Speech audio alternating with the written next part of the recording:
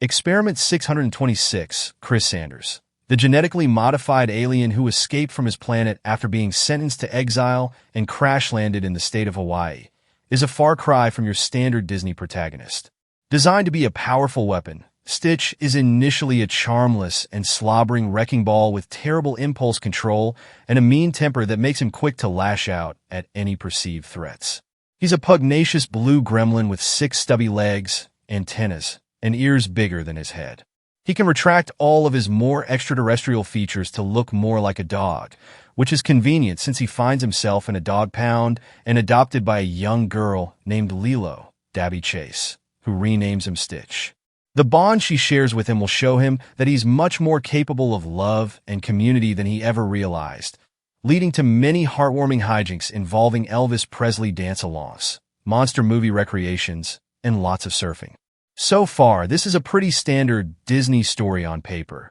even including all the heartfelt lessons about appreciating each other's differences and supporting your family through thick and thin. But Stitch's entire existence made the film such a storytelling gamble for Disney, as he required them to lean into certain concepts they had never truly done before. For instance, while Disney has dabbled in character arcs of rough-around-the-edges protagonists learning to be more connected to other characters, like Peter Pan or the Tramp, Stitch is markedly more dangerous and truly monstrous in his behavior, far more chaotic in his temperament to an extent that could have alienated audiences from finding him eventually sympathetic. While some of his behavior in the early stage of his development can be read as cute, like his easy sheepishness and his alien language delivered with such grotesque gusto by animation legend Chris Sanders, he's so gross and violent in his natural disposition that it can take an awful lot of goodwill to get to the point where his defenses are broken down. Furthermore, compared to the relatively classical beauty standards of most Disney leads,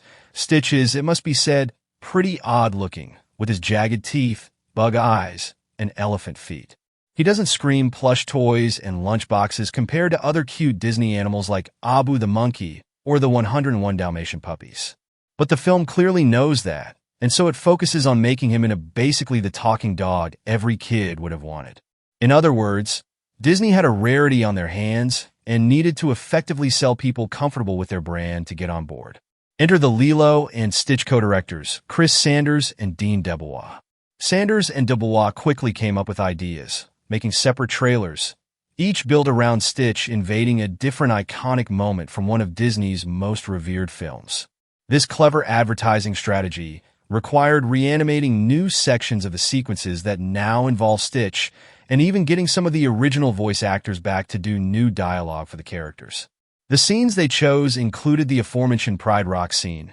Stitch washing up next to Ariel during her Part of Your World number from The Little Mermaid, Stitch stealing Jasmine from Aladdin's magic carpet ride in Aladdin, and Stitch almost dropping the chandelier on top of Belle and the Beast during their big ballroom dance in Beauty and the Beast. Each was shown with specific films depending on the theater, along with a more conventional trailer that went into greater detail into the story. Why putting Stitch in the context of the past lineage of Disney classics and icons, especially in a context that emphasizes his rascally qualities that besmirches the honor of past Disney films? It sells Lilo and Stitch as an attempt for Disney to shake itself out of its doldrums and be edgier than it would previously allow. Given the film came out only a year after Shrek, which notoriously served as a deliciously unsubtle dig at Disney's handling of IP and safe sensibilities, Lilo and Stitch was marketed as their effort to hang with the cool kids and finally stop treating their vault with so much highfalutin prestige. Seeing as the film fully lived up to the promise of being a proper Disney film,